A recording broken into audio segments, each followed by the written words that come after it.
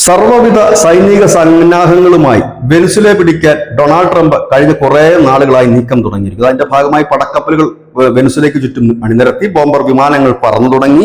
ഇതിനിടയിൽ കരയുദ്ധം ഉടൻ ആരംഭിക്കുമെന്ന് ട്രംപ് തട്ടിവിട്ടു. പക്ഷേ ഇപ്പോൾ കാര്യങ്ങളൊക്കെ കീഴ്മേൽ മറിയുകയാണ്.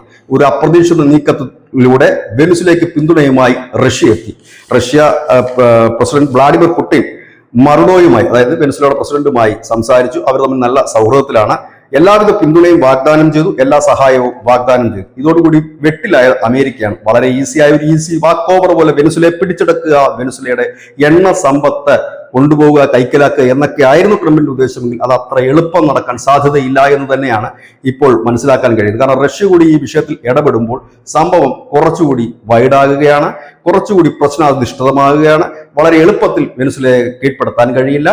കാരണം വെനിസുലൻ പ്രസിഡന്റ് പലവട്ടം ട്രംപുമായി കൂടിക്കാഴ്ചയ്ക്കൊക്കെ ശ്രമിച്ചിരുന്നെങ്കിലും ട്രംപ് അതിന് അനുവദിച്ചിരുന്നില്ല. പക്ഷേ ഇപ്പോൾ ഇതോടുകൂടി എല്ലാം തകിടം മറിയുകയാണ്. ഏതായാലും ട്രംപ് ആയതുകൊണ്ട് ഇനി എന്താണ് അടുത്ത നീക്കമെന്നറിയാൻ ഏവർക്കും ഒരു ആകാംക്ഷ ഉണ്ടാകും. News desk Malayalam.